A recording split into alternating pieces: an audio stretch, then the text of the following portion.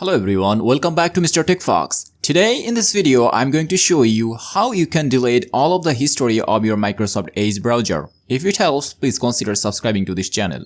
So first of all, click on the startup menu and here you have to search Microsoft Edge. So you will see an icon and with the name Microsoft Edge. Open it, expand the window and now click on this 3-dot horizontal bar and now from here choose history. Here you have to choose this delete icon and from here you have to choose this drop down menu and choose all time to delete all of the history of your browser.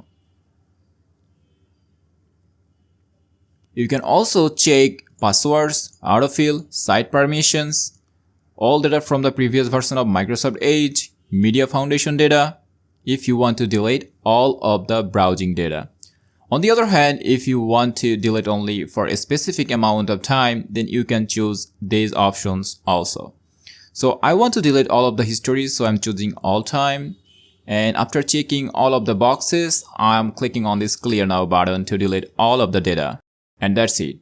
Now we know how we can delete all of the browsing data from Microsoft Edge browser.